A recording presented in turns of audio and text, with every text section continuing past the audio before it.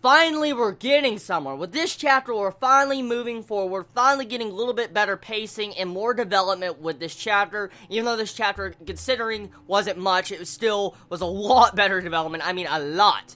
Okay, so with this chapter, Ichigo versus the 8 Stein Readers kind of square off in this. We get to see Ichigo getting pummeled. I mean, oh my god. I mean, it even seemed possible that Ichigo was going to lose. I mean, in multiple moments, I thought Ichigo was really getting damaged. I mean, you saw a little bit of blood come down his face if you look at it closely. So, Ichigo was getting wounded by these Stein Readers. So, if this would have continued onward, could Ichigo really have won? I mean, seriously, we saw Ichigo getting injured, and he was really getting beat the fuck up. I'm going to be honest. So, I mean, of course, at the end of the day, he is fighting 8 people, so you have to put that in perspective, but I mean, god, this is Ichigo that's got his new, Zanpakutos. I mean, he shouldn't, you know, be having this bad of a time. I mean, you clearly see they were outmaneuvering him, they were kind of as fast as him, so Ichigo definitely didn't have, like, phenomenal speed that was completely faster than anyone else. So at this moment, it seems like those Stein Readers could have finished Ichigo off if it would have continued, but we'll have to see, because we really don't know the exact power stance that Ichigo is at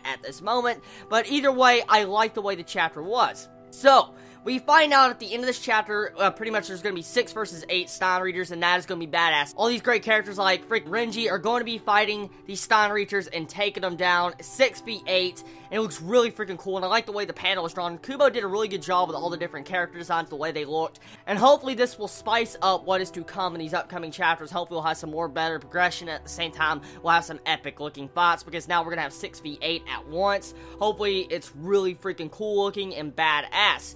Now, Bach pretty much states in this chapter that Ichigo broke like 72 barriers or whatever to be able to get to the Soul Palace, and Bach now can get up there into the upper part of Soul Society because the whole, like, all of the barriers will be open for over 6,000 seconds, and I'm like, oh my god, so pretty much Bach's entire goal this entire time was to let Ichigo go to the upper part of Soul Society, get his new outfit, come through it, break the barriers, and at the same time, Bach would go up there and seize control of Soul Society, or take it down. Because at this moment, the lower level Soul Society has pretty much fallen. It really has. There's barely anyone left besides those 6 Stein Readers that are fighting at this moment, and Kenpachi that's probably on the ground somewhere. So, I mean, if you think about it, there's barely anyone standing between Bach and his army and the upper part of Soul Society. So at this moment, most likely we're going to get some progression to where they'll eventually move up to a higher level and start fighting up there with the Zero Division, which will be really freaking cool,